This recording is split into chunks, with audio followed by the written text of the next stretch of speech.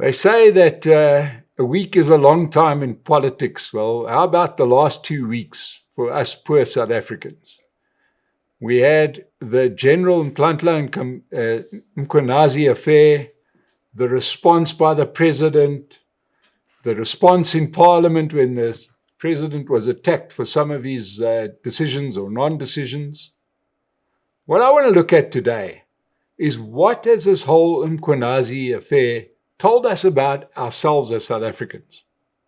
Because I think it paints a very, very interesting picture the way I see it. Let's go back to that day that General Mkhwanazi organized a press conference, dressed in military-style fatigues, flanked by men with face masks and guns. All looked quite serious, you know. What did he reveal? Well, he revealed something that seemed to only come as a shock to the President, but that was that there's political involvement in crime.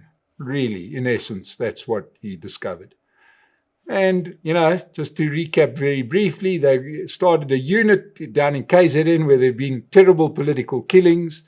The unit was started to investigate the killings, and pretty soon they found out that it wasn't just a few killings, a few political killings in KZN, but this stretched all the way up to Gauteng, where there were political killings there as well, and even doing things like running drug syndicates, all linked together. This, of course, created a hell of a response. Everybody couldn't believe what they were watching. You know, we were terribly shocked by this all. Let's first look at General Mkhwanazi. He's taken on this Batman-type facade, you know, this crime fighter. Do you suppose he's clean? There's been some question marks. Obviously, that's the easy thing to do, is you start blaming the other guy, saying he's equally dirty.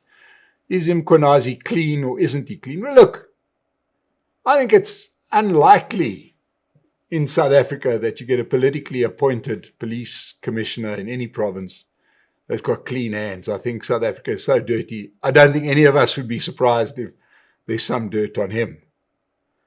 There's the threat that this looks a bit sinister, a bit like a coup with these men with guns, etc. I think that was just to get some attention, and I think it worked. I don't think that's really the issue. What really interested me was the response. The response by South Africans was almost total acceptance of anything Mkhwanazi had to say. And why?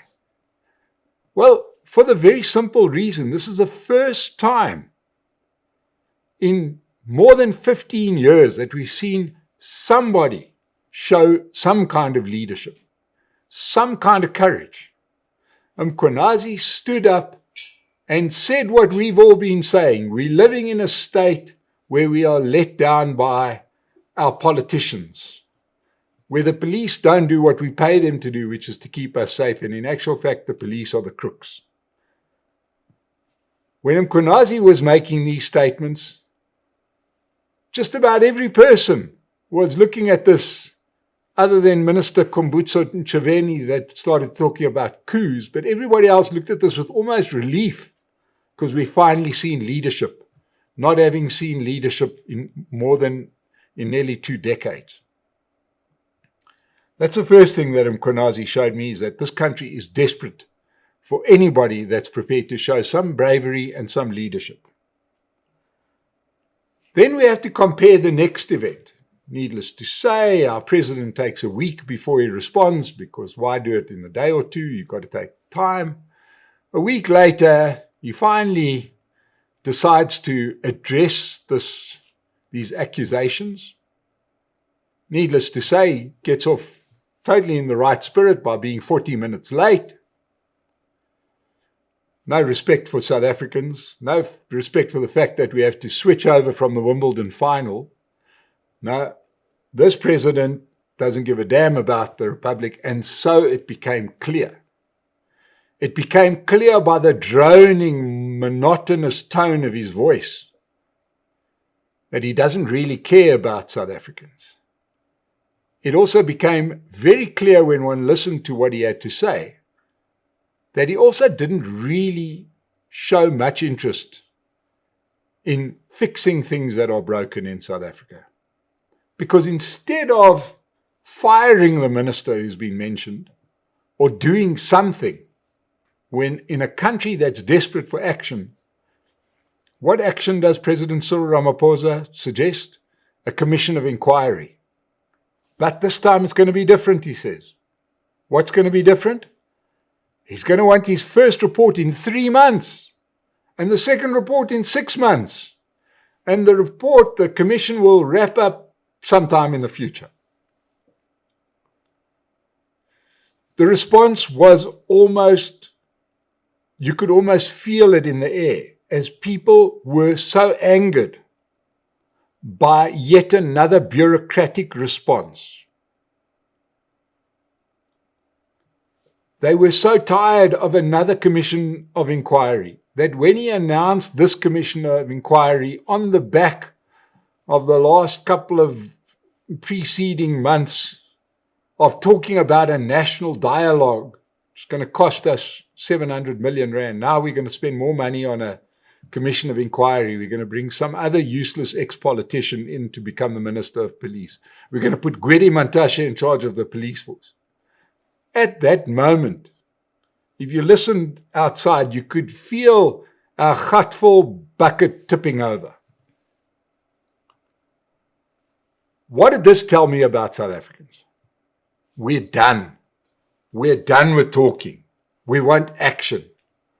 We don't want them bezos and summits and dialogues and any other talking shop. We want action. We want guilty people to go to jail.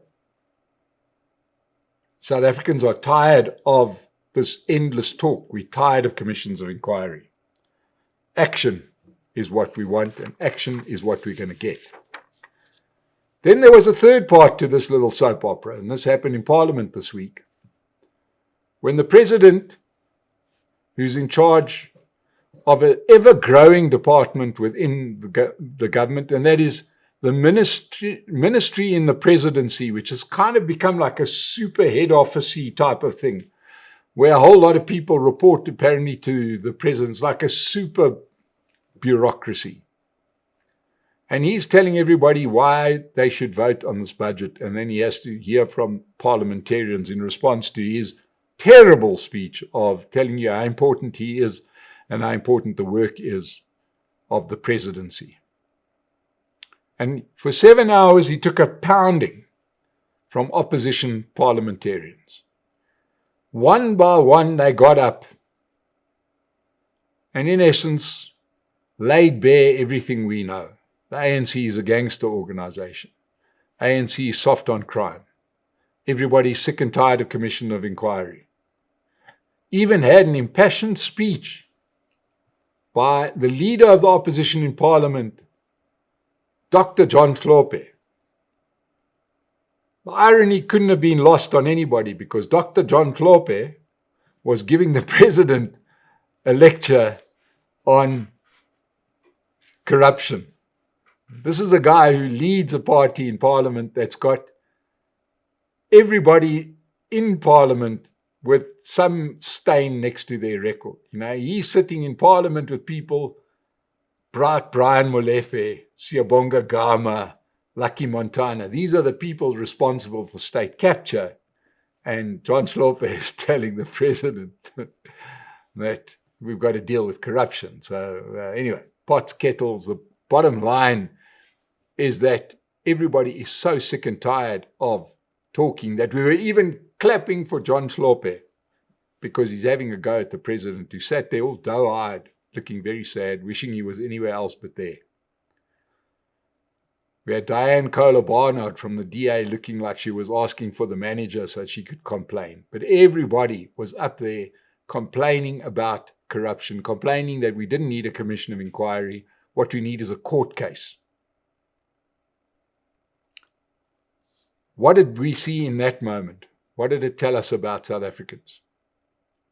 It told us that this president and his party has lost legitimacy in this country. They've lost respect of the House of Parliament. the begrudging respect that everybody's given them for 30 years because they were the biggest party. They're no longer the biggest party. They're no longer the liberation movement that needs our respect just because of who they were once. They have lost legitimacy. And this was on show in Parliament when all of those parliamentarians laid it bare that the party has no legitimacy anymore, and they'll say whatever they like to the president, and they're not going to be shouted down by a few ANC people that want you to not believe your eyes. So it's been an interesting time. It showed me that South Africa are looking for leadership, they're looking for action, and they're looking for legitimate politicians. So what's the conclusion that one can draw? The first big conclusion is that the monster has lost its teeth. The ANC that everybody used to dance around, treat with undue respect, is just toothless. They are powerless. From here on out,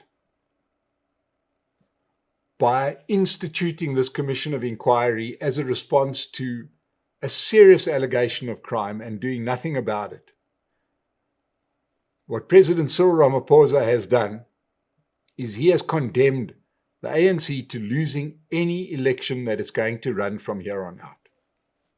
Doesn't mean it won't get votes. They'll surely get votes in the Eastern Cape. They'll probably get votes in Limpopo. Maybe a few in Northwest, but they're going to lose the cities. They're going to get routed at the local government elections scheduled to happen late next year. What comes after that? Well, if one looks at the candidates, and let's say the current deputy president of the country and of the ANC, Paul Mashatile, takes over. Here's a guy who comes into that position compromised already. He doesn't have the tools that Jacob Zuma comes with, who was compromised when he became president of the ANC. He had tools. When Jacob Zuma became president of the ANC back in Polokwane in 2007, the ANC had a healthy majority. Plus, Jacob Zuma was an operator. He understood things like security and intelligence. It's hard to work out what Paul Mashatile knows. But the point is, what we have witnessed over the last 2 weeks has been the death of the ANC. This is a party that will be consigned to the scrap heap of history by President Cyril Ramaphosa. Pretty soon, this government of national unity will fall. It will fall for a very simple reason.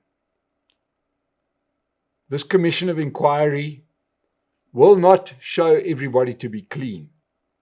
And then all of those parties in the government of national unity, aside from the usual bootlickers, Good Party, Al Jamar, Patriotic Alliance, that are going to stay with the ANC through thick and thin, those other parties that have a constituency and have a future will leave the government of national unity. Whether it happens soon or later, it's going to happen. Because once we find out that the whole party has been involved in crime, drug syndicates, political murders, how do you stay in coalition with those partners? You cannot. It's going to lead the ANC to try and form a minority government, which I don't think they'll succeed with. You never know what happens with parties like Action SA, and you never know what will happen with the EFF. They may view this as their lifeline. But the point is, the GNU as we know it will be gone by this time next year. There's almost no doubt in my mind that that is the way it's going to happen, purely because those parties can't stay in the same house with this lot. And this is all because of what has happened over the last 2 weeks. There's almost no good outcome here. Because, oddly enough, the way it's been handled, if Minister Senzo Mkhunu, the currently man on paid leave, who was our Minister of Police, if they find him innocent, in this commission of inquiry, it's going to look like a whitewash. If they find him guilty, it's going to be bad for the party. There's no good outcome. If Cyril Ramaphosa was this political genius that everybody says he is, he would have let justice run its course. And that would have been his only chance of coming out of this with any credit whatsoever. Instead, he has condemned the ANC to losing any credibility in any future elections. It's been the weekly update. I'm Mike Sham. Thank you so much for joining us. We'll see you again soon.